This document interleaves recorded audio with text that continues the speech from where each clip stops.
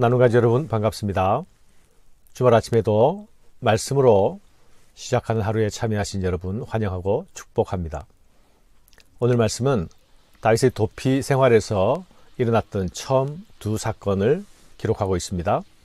노베에 있는 제사장 아히멜렉을 만난 사건과 가드왕 아기스에게로 간 사건이지요.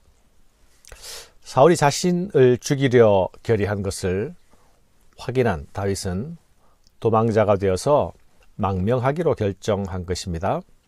사울의 주권이 미치는 이스라엘 땅에는 더 이상 안전한 곳이 없다 판단한 것이죠. 이스라엘의 왕으로 기름 부음 받은 자가 자기 땅에서 머물 수 있는 안전지대가 없다는 사실은 굉장히 슬픈 모습이자 아이러니한 모습이 아닙니까? 그러나 하나님 나라는 이런 전도된 현실 가운데서도 결코 무너지거나 사라지지도 않습니다. 단지 어두운 터널, 고난의 골짜기를 통과하는 과정이 있을 뿐입니다. 요나단과 헤어진 다윗은 먼저 노브로 갑니다. 다윗이 블레셋으로 망명할 생각을 품었다면 굳이 노브에 들러야 할 이유가 없었습니다. 왜냐하면 그곳은 블레셋으로 가는 방향에서 멀어지는 방향이기 때문이죠.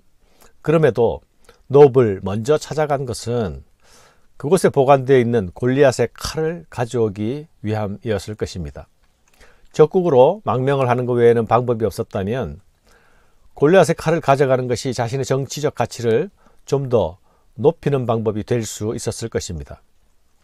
골리앗을 무너뜨린 이스라엘의 소년 장수, 그가 골리앗의 칼을 가지고 블레셋으로 망명하다, 이런 기사거리가 포털 메인 화면에 뜬다면 모든 사람들이 관심을 가질 수밖에 없는 빅 이슈가 되지 않겠습니까? 노브는 실로의 성소가 파괴된 이후 새로운 성소의 역할을 했지요. 여기 있는 제사장 아히멜렉은 엘리의 후손입니다. 그도 사울이 다윗을 죽이려 한다는 사실을 듣고 있었던 것으로 보입니다. 다윗을 보자 그는 두려움에 떨면서 영접하지 않습니까? 아히멜렉이 다윗을 두려워해야 할 하등의 이유가 없습니다. 다윗은 한 번도 동족들에게 두려움의 대상이 된 적이 없기 때문이죠.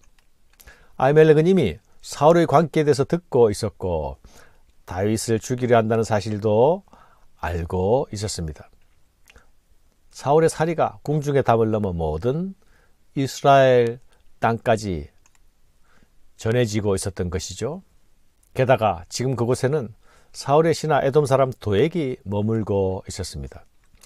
어찌하여 네가 홀로 있고 함께하는 자가 아무도 없느냐? 이 말은 네가 지금 도망하고 있는 것이 아니냐라고 묻는 말입니다.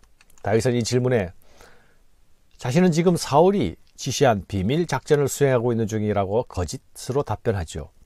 도망자 신분에 자신을 지키기 위한 거짓 답변은 그가 얼마나 어려운 처지로 지금 떨어지고 있는가를 알 수 있죠.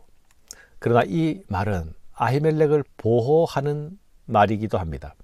다윗이 도망자라는 사실을 몰라야 아히멜렉이 도망자와 내통하고 도망자를 도우고 은닉한 죄에서 자유로울 수 있기 때문이죠. 사울의 딸 미갈이 자신의 아버지에게 거짓말을 하면서 다윗을 도망시키지 않았습니까? 사울의 아들 요나단도 다윗이 매년제에 참석했다고 다윗의 보호를 위한 거짓말을 하지 않았습니까? 제사장 아히멜렉도 사울 정권의 핵심 인물입니다. 그도 다윗의 거짓말을 믿어주면서 다윗의 탈출을 돕습니다. 모두 사울의 반대편에서 다윗을 돕고 있습니다. 그런데 이 돕는 일이 거짓말이 동원되고 있다는 불편한 사실이 보이지 않습니까? 불의한 정권, 폭력적 정권은 항상 선한 일을 하기 위해 하얀 거짓말을 해야 하는 부조리한 상황을 만들어내고 있음을 보게 됩니다. 여기서 에돔 사람 도액이 대화를 엿듣고 사울에게 보고를 하게 되지요. 그는 거짓이 아닌 진실을 보고했습니다. 그런데 그 보고는 노브의 제사장들이 모두 무참히 사륙을 당하는 결과를 가져오게 되지요. 살리는 거짓과 죽이는 진실, 결코 단순하지 않습니다. 하지만 이런 복잡한 상황이 춤추는 현장이 우리의 삶의 현장이기도 합니다. 다윗은 여기서 자신의 수행원들과 굶주림을 성소의 전설병으로 해결합니다. 전설병은 성소에 차려놓은 떡 아닙니까? 성소의 빛 오른편에 12개의 떡이 각각 6개씩 배설되어 있습니다. 이 떡은 하나님께서 자기 백성 12지파에게 일용할 양식을 주심을 상징합니다. 이 떡은 거룩한 떡으로서 일주일간 성소에 놓였다가 다음 안식일이 되면 새 떡으로 교체됩니다. 그리고 교체된 떡은 반드시 아론의 자손 제사장들이 성소에서 먹게 되어 있습니다. 하지만 아히멜렉은 무엇이든지 먹을 것을 달라라는 배고픈 다윗에게 이 떡을 줍니다. 부하들의 정결 상태만 확인하고 제사장이 먹을 음식을 내어준 것입니다. 엄격히 말하자면 율법의 명령을 자의적으로 해석한 것이죠. 그러나 이 행동은 기름 부음 받은 자를 살리기 위한 행동이었지요. 예수님은 이 일에 대하여서 율법의 참 의미를 잘 알고 한 행동으로 해석하셨습니다. 다윗은 여기서 자신의 굶주린 배를 채우고 골리앗의 칼로 무장합니다. 그가 먹은 떡도 그가 무장한 칼도 모두 정상적인 것들이 아닙니다. 그는 이미 정상적인 일상을 살 수 없는 인생의 광야로 내몰려지고 있습니다. 기름 부음을 받았습니다. 이스라엘의 모든 사람들의 환호를 받았습니다. 그러나 그에게 약속된 미래로 가기까지는 혹독한 연단의 길, 광야의 길이 시작되고 있는 것입니다. 사랑하는 여러분, 다윗이 가드로 망명한 사건은 아주 애매하고 어려운 사건입니다. 가드는 적국 블레셋의 도시가 아닙니까? 골리앗을 죽인 자가 골리앗의 칼을 가지고 골리앗의 고향으로 가고 있습니다. 사울의 땅에 안전한 곳이 없다면 반대로 사울의 영향이 미칠 수 없는 적국이 가장 안전한 곳이 될 수 있다. 이런 판단을 하고 정치적 망명을 결심한 것이겠죠. 그러나 이것은 현실적인 판단, 정치적인 계산입니다. 다윗은 자신의 생존을 위해서 이 판단, 이 계산을 했지요. 그러나 그곳은 여전히 다윗에게 안전한 장소가 아니었습니다. 사울을 두려워서 그곳으로 다윗은 도망했지만 다윗은 그곳에서도 아기스 왕을 두려워하게 됩니다. 두려움의 대상만 바뀌었지 두려움은 여전히 다윗의 몫이 된 것이죠. 도망자 다윗에게는 여기도 저기도 모두 두려운 곳밖에 없습니다. 두려운 사람들밖에 없습니다. 이로써 다윗은 두려움 없는 평화는 단지 공간, 단지 지역, 단지 사람만의 문제가 아니라는 사실을 깨닫게 될 것입니다. 아기스 왕의 신하들은 다윗의 명성을 기억해냅니다. 그리고 다윗은 그들 속에 있는 복수의 의지를 읽어냅니다.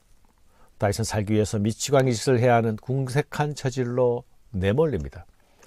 다윗이 이 말을 그의 마음에 두고 가드 왕 아기스를 심히 두려워하여 그들 앞에서 그의 행동을 변하여 미친 채 하고 대문짝에 끄적이며 침을 수염에 흘리매. 여기서 행동이 변하여 라는 말은 다윗이 자신의 마음과 판단을 바꾸었다라는 말입니다. 그의 계산으로는 자신이 정치적 망명자의 몸값이 충분히 되리라고 생각했습니다. 그러나 그가 확인하게 된 것은 이방인의 땅 블레셋 가드가 결코 자신의 쉴 곳이 편안한 도망자의 안식처가 될 수 없다는 사실을 확인했습니다. 그는 정치적 예우를 받는 망명객이 되기를 포기하는 것입니다. 생각을 바꾼 것이죠. 오히려 미친 사람이 되어서 자기 목숨을 부지합니다. 미친 사람이 되면 저기를 가졌을지라도 복수를 행할 가치도 없다고 여겨지기 때문이죠. 그는 미친 사람이 되기로 작정하자 그곳 적들의 땅에서 자기 목숨을 구할 수가 있었습니다. 그의 행동의 변화는 자신이 가졌던 생각이 틀렸음을 인정하는 것입니다. 그는 적의 땅에 가서야 비로소 자신이 머리로 한 계산, 현실적 정치적 계산들이 잘못되었다는 사실을 깨달은 것이죠. 적들의 입에서 자신을 그 땅의 왕이라고 말할 때에 그곳에서 그 말을 듣는 다윗은 정신이 번쩍 들었을 것입니다. 머리를 망치로 맞은 듯 하였을 것입니다. 사랑하는 여러분, 광야의 연단은 생각의 연단이기도 합니다. 내 생각과 내 판단이 하나님께로 돌아서고 하나님께로 고정되는 회개와 회심의 장소가 또한 광야입니다. 깎이고 다듬어져야 새로운 탄생이 가능해지는 것이죠. 감사합니다.